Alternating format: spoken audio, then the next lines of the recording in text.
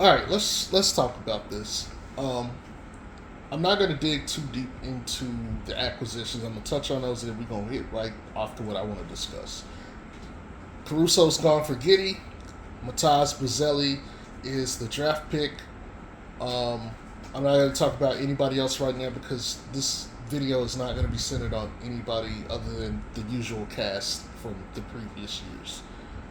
Look, there's no trade market for Zach LaVine and Vooch. You guys are going to have to deal with that. I'm sorry. To be honest, you got to deal with it. It is what it is. It sucks. Oh well. The Bulls have only a couple of options here. And I want to go ahead and get this out the way. You Kobe White truthers. I don't have an issue with Kobe White and wanting to play or start him. But the problem is it makes literally no sense when the whole point is to get Zach LaVine value up and get traded to rebuild. Because that's what everybody's saying. Oh, we got to get rid of Zach LaVine. We got to get rid of Zach LaVine. How the hell are you going to do that if he's in the starting lineup taking the shots and he's not a passer? How are you going to do that? Oh, well, Giddy is starting next to him because I've been seeing everybody wants to start, all the new guys. Yeah, new youth movement, yeah. No. Are you idiots? Are you dumb? Let's take this from the top, right? First off, opening day, start lineup. Point guard, Zoe. Shooting guard, Zach LaVine. 3 guard, Giddy. 4, 3 guard. Well, that is Billy Donovan. Power forward, Paul. Center, Vooch. They're not getting those guys off the roster unless it's by some miracle. I think Lauri Markkanen has to fall first. That's the other chip that has to come off the market, and then you can maybe move a Zach LaVine after that. But I just don't think people are going to take that contract of his, which I looked up today. It was $43 million, and then I saw he had a trade kicker of 15%, and I couldn't believe it. I was like, "Are you freaking kidding me?" That's a $50 million player. That's in the lines of Joker, Tatum, Embiid, Luka, Braun, Steph, KD, Giannis. Yeah, everybody want a chip except Embiid. Interesting. Oh, but Zach LaVine? He's not in that category, unfortunately. He's just not. So, only way he's going to get out of here is you got to get the assets. That means you got to build value. You don't just build his value, you got to build the entire team's value. So, there's people that want to tank for Cooper and all this other stuff because the pick is top 14 protected and all this other nonsense. Look, it's not going to happen. You guys need to be realistic. That ship is long gone. You are not getting Cooper flag.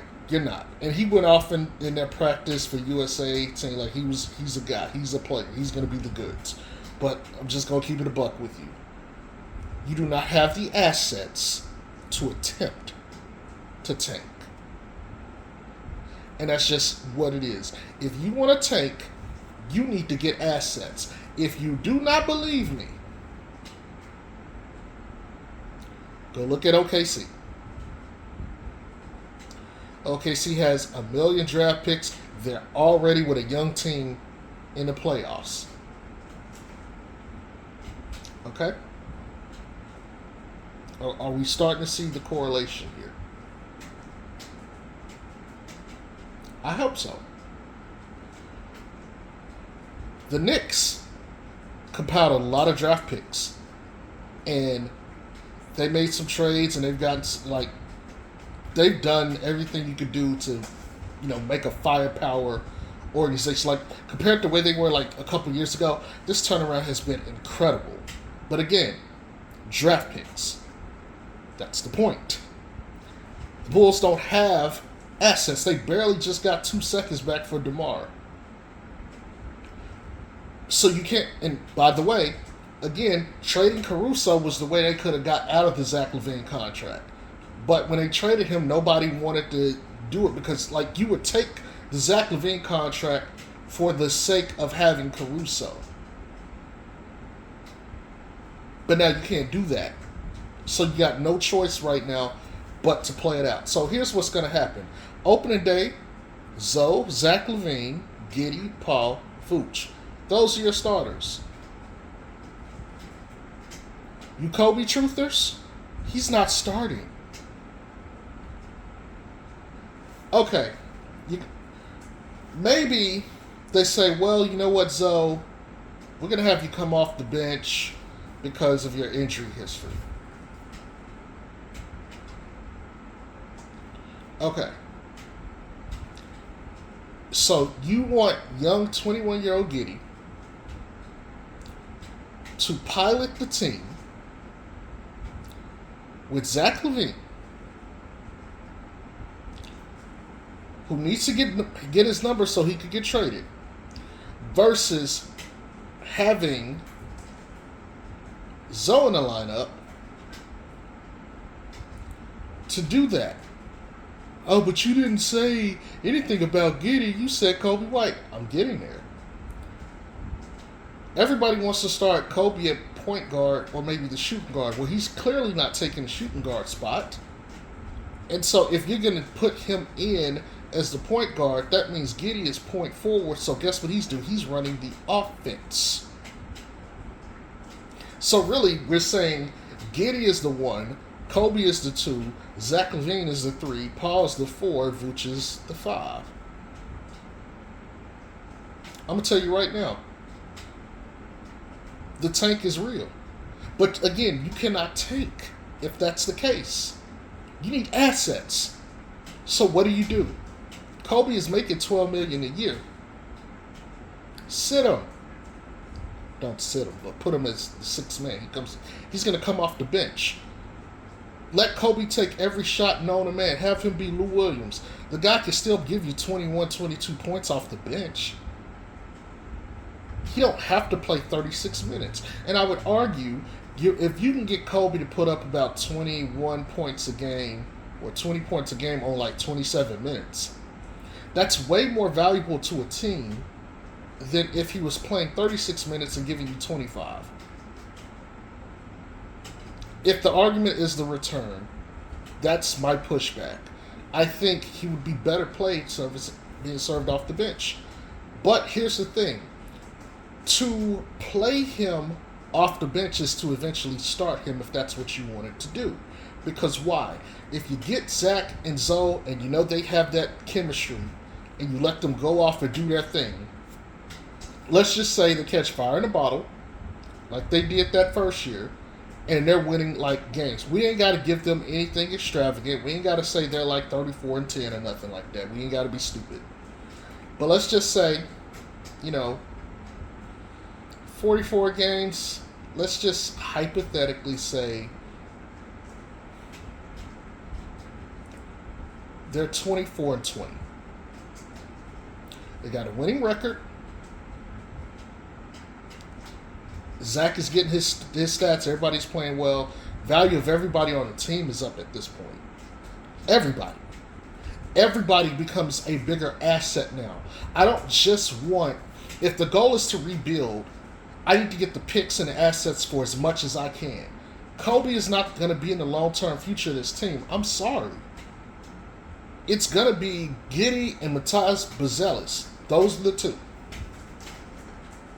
That's it. Because they're the youngest, 21 and 19, I think, or maybe he's 20 or 21. I don't know. But those are the guys. And so you build around them. And if you get everybody's value up, well, Paul also is included in that trio, but if you get everybody's value up, if you really wanted to tank at that point, you could have a fire sale by the deadline and just get rid of everybody. First off, Zoe's contract is way more valuable because it falls off at the end of the year. It makes way more sense to do that for him. You can get back a first maybe, or at least solid players or something. cheaper value players, one player that falls off and another player that you would want to keep.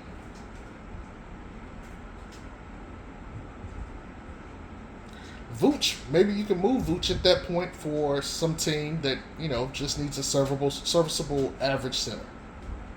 You don't need to get like a ton of, you don't need like a first or anything necessarily, but you can maybe get like some solid defenders at that point because that team is going to need it.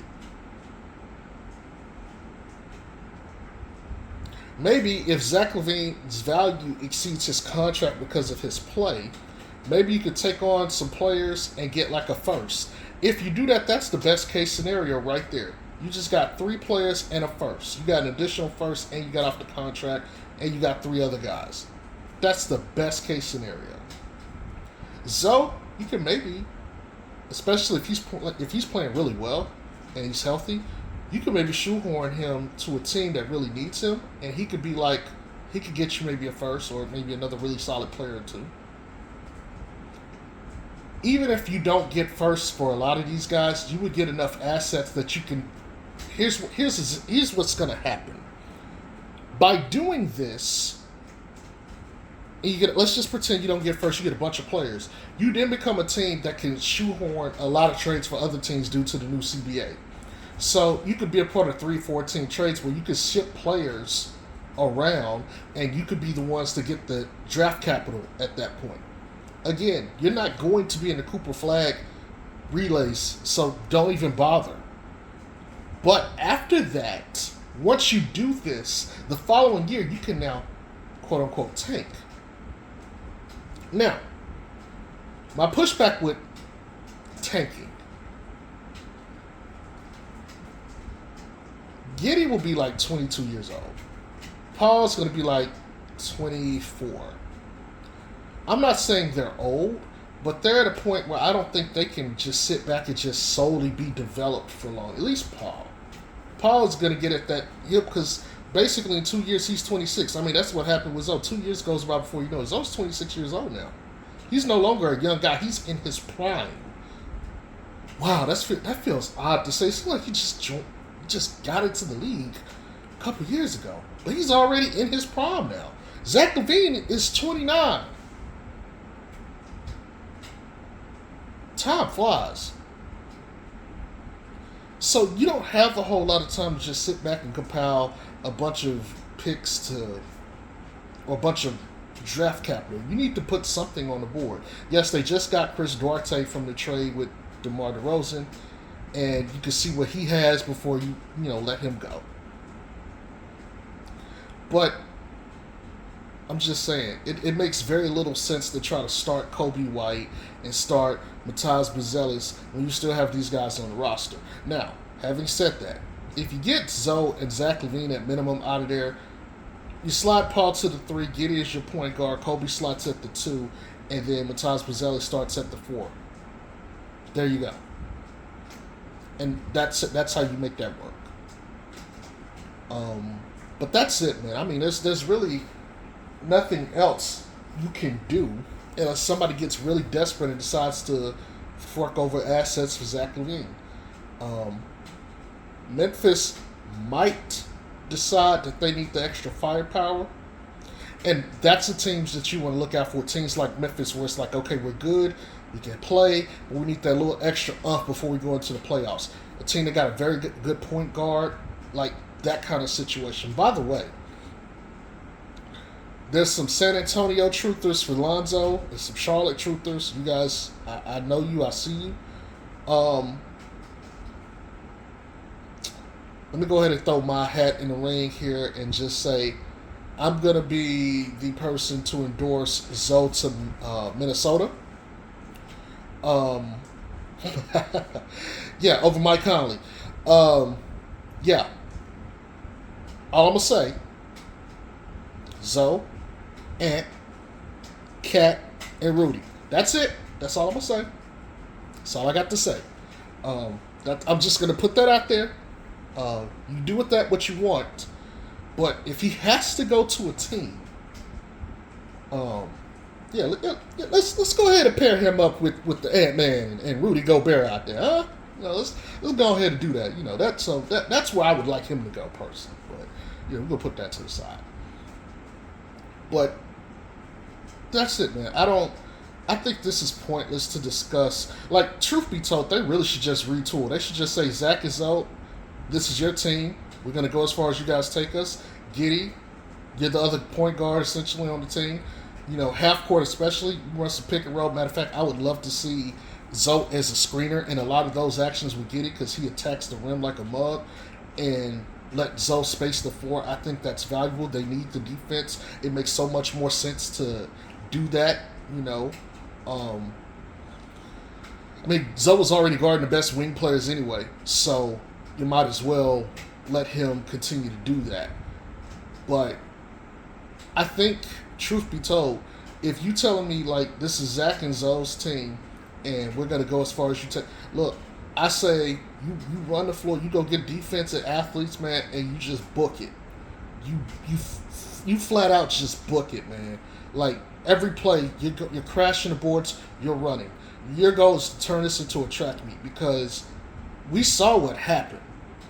They had Zach and DeMar and Vooch starting, and Zoe and Caruso cleaned them up to the point that they were a very disciplined defensive team that was going out there making stuff happen. You got Vooch, you still got Zach LaVine, and you got Zoe. You got Paul that's going to be healthy now. Giddey is not a defensive player. But if you tell me we can go get some defensive pieces, or if you tell me we can go trade at some point Vooch for a solid defensive center, look, I'm not saying they're going to be world beaters, but if you get Zach to buy in and hoop, and you get Zoe to still play like Zoe, which he has new content out, by the way. There's some 3-dribble action that he's been working on with Chris Johnson, and some post action too, by the way. Go check that out. If you guys need the link, I can share that with you. If you're on Twitter or X, you're probably already in my chat, and I've probably already shown that to you to where you can go take a look. It should already be everywhere by now, but just in case, it's there. But I'm gonna be honest, man. Just give them the keys and let them fly. Let Zach and Zoe pilot this team.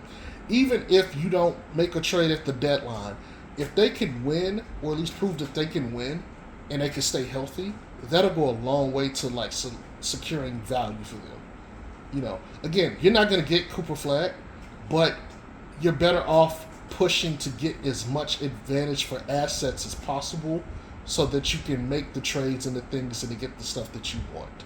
So that's all I got. Y'all have a good one. Peace.